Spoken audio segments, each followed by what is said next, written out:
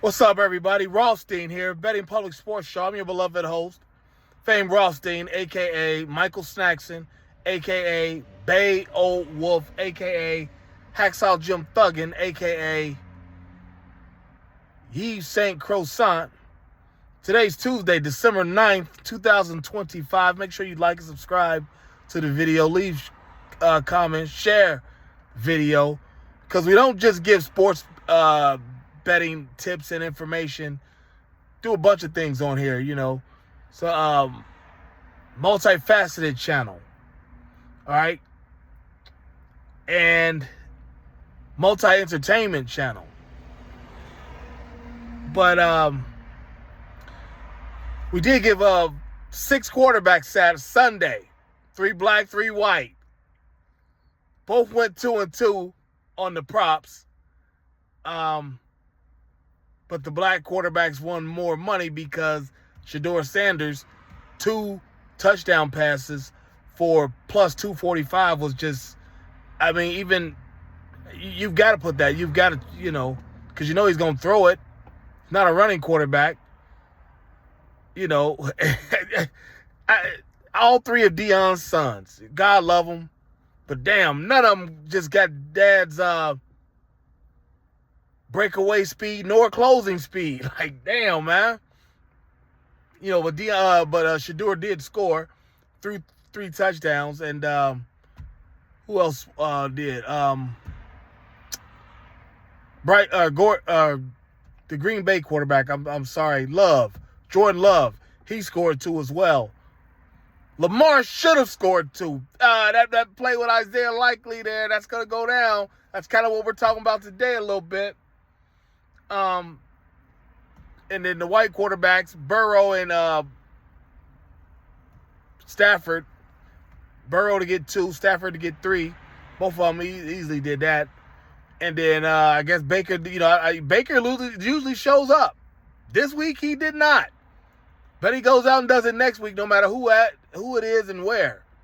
He's not the type of dude to just go out there and stink it up twice like that. But yeah, so that's why you were 4-6 for the weekend. Not bad at all, 66%. You made good money. You made some decent money if you took them all individually.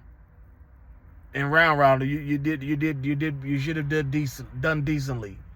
But I digress.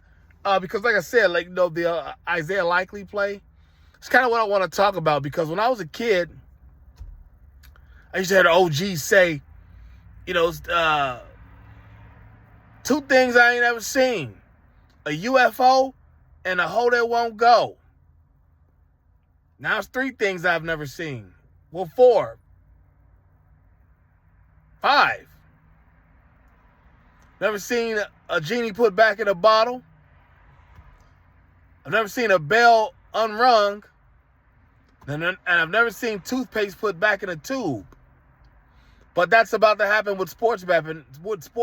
I wouldn't be surprised. They're going to repeal that law and, make it, you got to go back to Vegas to do it.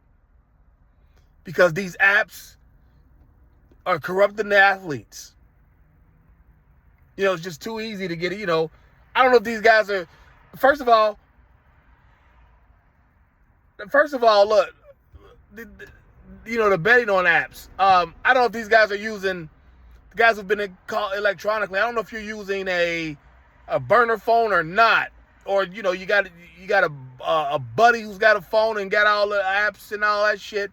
Like, you should have a clear burner phone to somebody's LLC who doesn't use it anymore.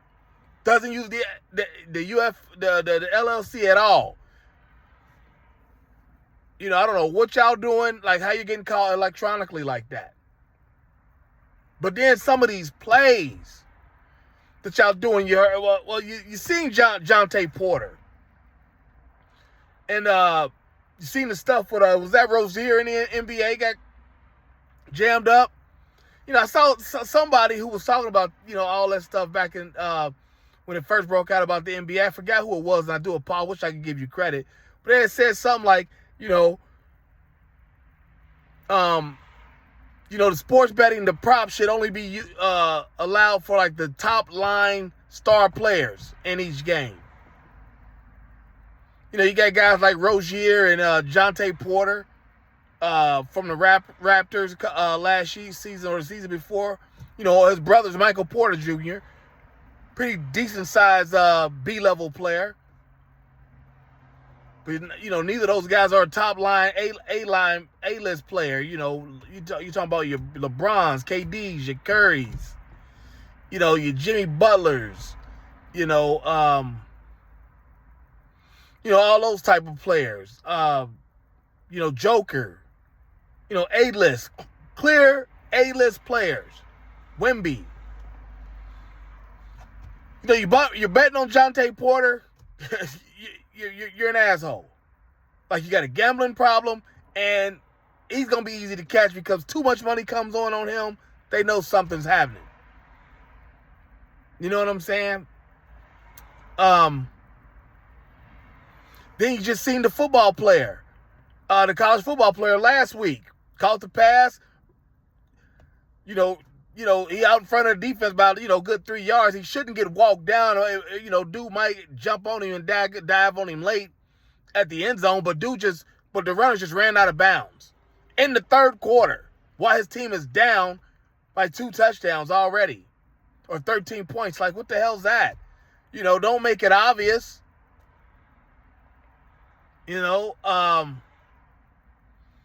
Who else? The referees don't make it obvious. The Isaiah Likely play. Now that play, it's been talked about, blah, blah, blah. I personally could see why they didn't give him a touchdown. Would have helped me tremendously. I would have made even more money, because I had Lamar, Shador, and Jordan Love, each for 2 touchdowns. That'd have been Lamar's second touchdown pass of the game. That'd have been one hell of a 3-team parlay. That'd have been nice had that hit for me. But I digress. We're talking about the stuff now. And then that Raiders game where Dave Portnoy, of all people, from Barstool, apparently he bet money on it for Denver to cover, I guess. Denver's covering. They're up by 10. The Raiders are driving. There's 15 seconds left. And they're inside the 50. They're on the field, downhill side of the field. And, so the clock's running. They throw a pass out. It gains some yards. And now the clock's still running 5-4.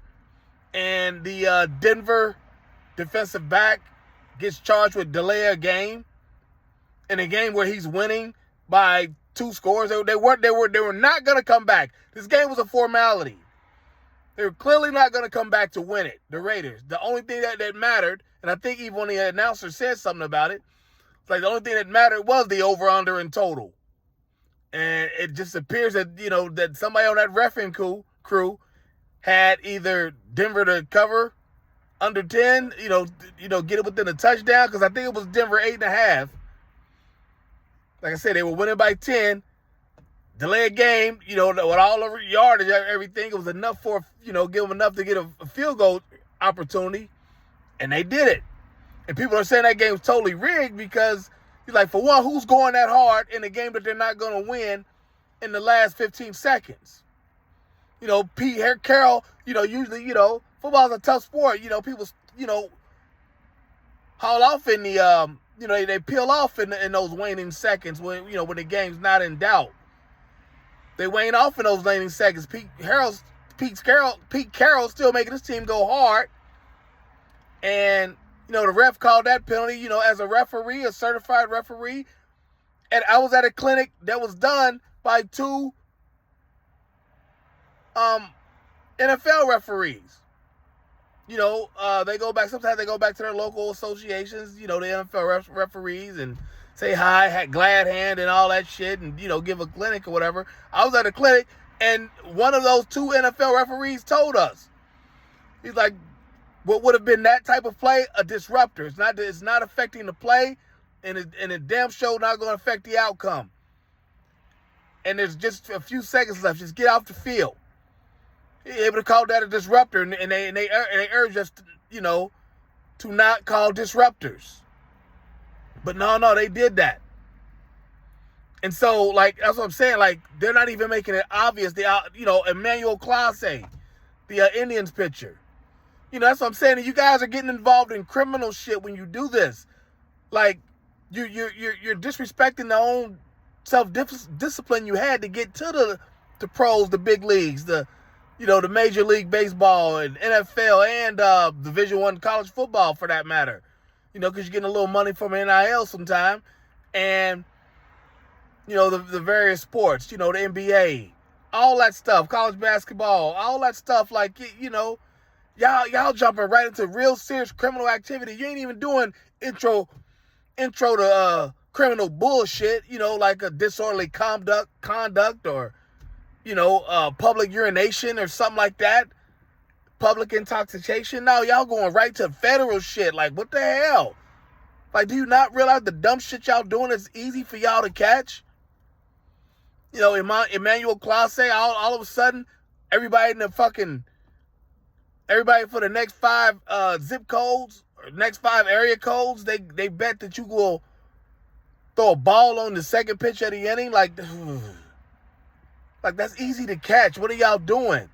And because of this goofy shit, y'all gonna make the Supreme Court say, nah, fuck all that. Bring it back. Bring it back, y'all. Bring it back. Whoop, there it is. No more sports betting other than in Las Vegas. Going back to the old shit. Trust me, I've done it both ways. Done it in Vegas. Done it on the apps in several states. Seen it done on the apps in several states, I should say. Advise people in apps in various states. Even Delaware. One cat that I was dealing with up there, But I digress, man. Let me hop off here. Tell me what you think. Are we about to see the first instance of toothpaste being put back into a tube? Should the Supreme Court repeal the sports betting laws and whatnot? Because it's just getting out of hand with these athletes and apparently referees. Now granted, you got 15 grand to put out there, and you win, it's you get back, let's say you get back 12, so you get your 15 back and then you just profited 12 grand and you walking out with 27 grand in your pocket, like you going, you know what I'm saying? And you would think to some of these millionaire athletes that wouldn't, they wouldn't risk their careers in jail time for some shit that they got probably in their seat cushions. But to the referees, not as much to that level, but referees ain't, they get about 300 grand a year or 200 grand a year. Minimum is what I've heard. I mean, they doing all right. They shouldn't have to do all that either. And that's just the NFL refs, college refs, all that shit. But, so tell me what you think about that. And leave it in the comments. And don't forget, tell a friend to tell a friend to tell a friend. I'm out here. And I'll holler at you. Peace.